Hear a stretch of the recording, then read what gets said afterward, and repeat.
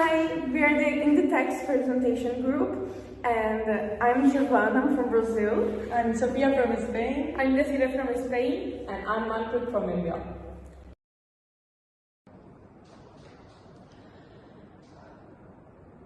Before starting the analysis, let me briefly introduce the structure of our presentation. Firstly, we will explain Inditex's business model and how it operates. Then we will analyze its revenue, cost, and key financial figures. After that, we will look at the financial statements and overall performance. And finally, we will conclude with key insights and future outlook.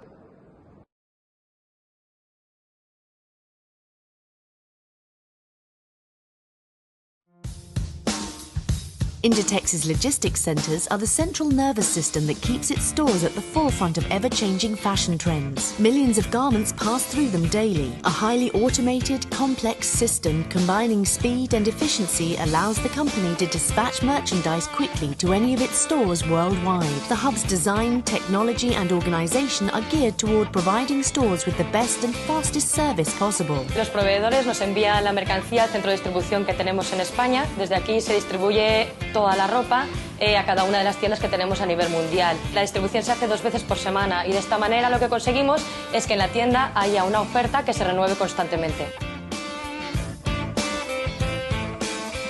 All stores receive new products with the same frequency regardless of where they're located. こちら元町店ではヨーロッパと同じタイミングで店頭に商品が並びます。これは我々にとって非常に大切なことです。なぜならばお客様がお店にお越しいただいた時にそのタイミングでお客様の欲しいものを提供することができるからです。The stores, which know their customers best, pass their orders to the distribution centre as needed, tailoring their product range to their customer profile. New merchandise is delivered quickly to stores by truck or aircraft in the case of more far-flung destinations.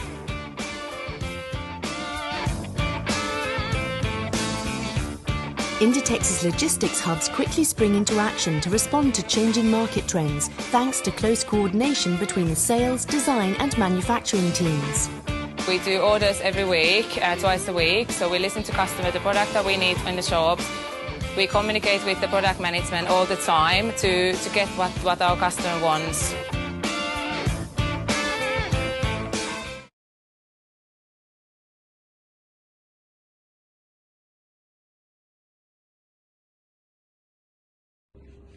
Good morning everyone, and thank you for being here. Today we are going to present our financial accounting project on Inditex for the fiscal year 2025 to 2026. To begin, it is very important to understand what Inditex is and how it operates. Inditex is one of the largest fashion retailers in the world, with well-known brands such as Zara, Bershka and Massimo Dutti. The company operates globally and has built its success on speed, efficiency, and its ability to quickly respond to fashion trends. One of its main strengths is its flexibility. Unlike traditional retailers, Inditex continuously adapts its collections based on consumer demand, based on its customer demands, which allows it to remain competitive in a fast-changing market.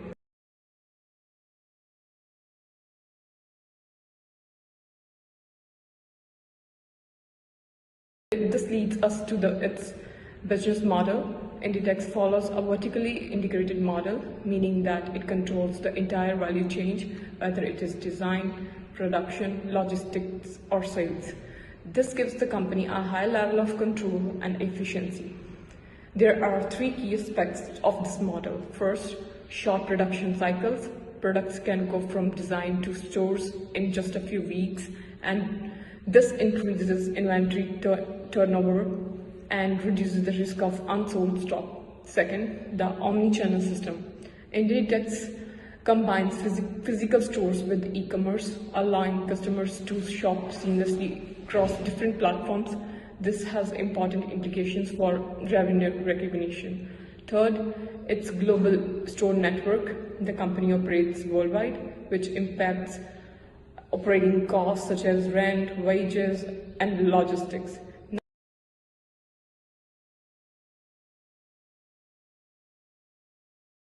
Looking at revenue structure, we can see that Inditex has a balanced model, and approximately 70% of revenue comes from physical stores, while around 30% comes from e-commerce.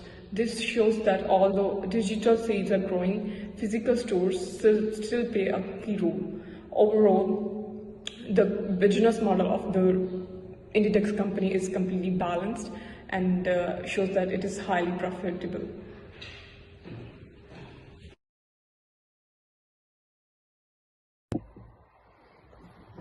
Now I will talk about revenue performance, inventory, and store strategy. First, looking at revenue, Inditex achieved total sales of around 15 billion euros. After returns and discounts, net revenue is approximately 14.9 billion euros. Returns and discounts are relatively small compared to total sales, which shows good product management and effective pricing strategies. It is also important to highlight that Zara is the main contributor to revenue, supported by other brands that target different market segments. Another key point is the growth of digital sales, which reflects the company's strong investment in technology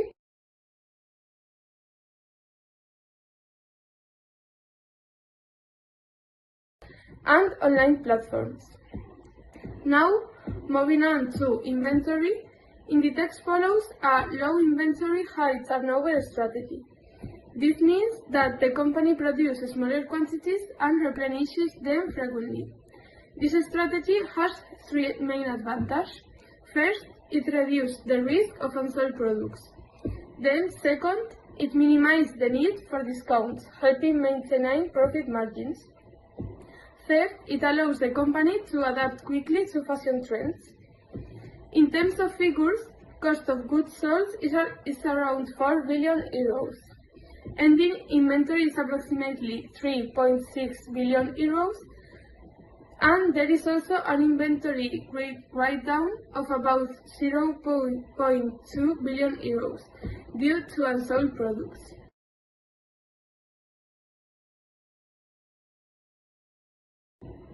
Finally, regarding store strategy, Inditex is optimizing its store networking by focusing on larger flagship stores in strategic locations and closing the smaller ones, less efficient stores. At the same time, the company integrates digital channels with physical stores, improving efficiency and customer experience. Overall, Inditex combines strong revenue generation, efficient inventory management, and a well-optimized store strategy.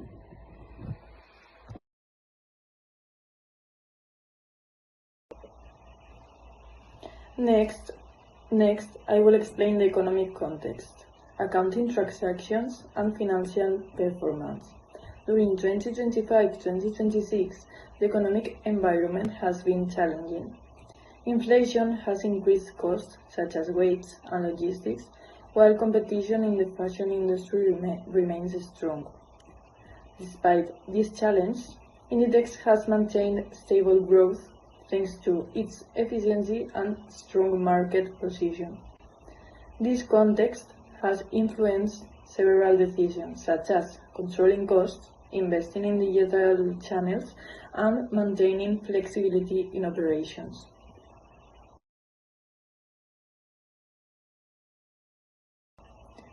Now, looking at accounting transactions, Inditex records a wide range of activities throughout the year. This includes inventory purchase, sales revenue, operating expense, financing activities, and year-end adjustments. For example, the company records purchase of inventory, recognized cost of goods sold when products are sold, and records expense such as wages, rent, and advertising. It also includes financing activities like bank loans, as well as adjustments such as depreciation, accrued expense, and inventory write-downs. All these transactions follow accurate accounting principles, meaning that revenues and expenses are recognized when they are earned or incurred. Finally, looking at financial performance, Inditex shows strong results. The company generates high revenue with controlled expense, resulting in a solid net income. This demonstrates that Inditex is able to operate efficiently even in a challenging economic environment. Overall, the company shows strong profitability and a well-balanced financial structure.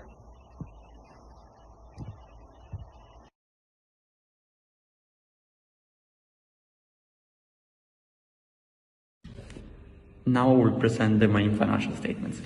Starting with the income statement, total revenue is approximately 14.9 billion euros, while total expenses are around 12.6 billion euros. This results in a net income of about 2.3 billion euros, which reflects strong profitability.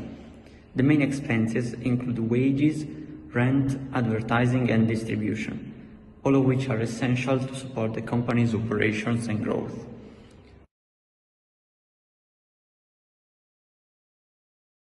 Next, looking at the statements of equity, we can see how profits are distributed. Inditex generates net income of around 2.3 billion euros and distributes dividends of 0.5 billion euros, resulting in retained earnings of approximately 1.8 billion euros. This shows a balanced approach between rewarding shareholders and reinvesting in the business.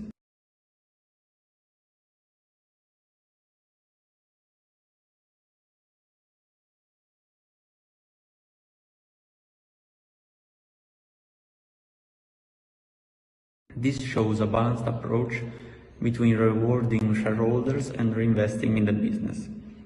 Moving on to the balance sheet, it provides a clear snapshot of the company's financial position. Total assets are around 18.3 billion euros, liabilities are approximately 16.5 billion euros, and equity is about 1.8 billion euros. This confirms that Inditex has a solid financial structure and a strong asset base. Looking more in detail, the company has a high level of current assets, especially cash, which ensures strong liquidity and financial flexibility. On the liability side, Inditex has both short-term obligations, such as account payable, and long-term debt. Equity mainly consists of retained earnings, reflecting the company's accumulated profits over time, and overall, these financial statements show that Inditex is profitable, stable, and well managed, with a strong capacity to generate value and sustain its operations.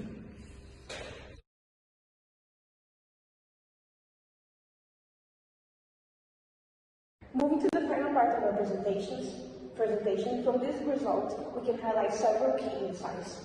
First, the company demonstrates efficient control laws, maintaining profitability despite external challenges such as inflation and strong competition.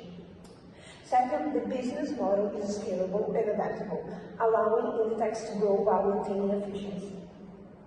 Third, the company shows strong resilience in a competitive and challenging environment. Finally, in conclusion, Inditex is a solid, efficient, and highly profitable company. Its financial results are consistent with its business strategy, showing that accounting reflects the real performance of the business. Inditex is well positioned for future growth thanks to its strong brand, operational efficiency, and ability to adapt to market trends. Thank you very much for your attention.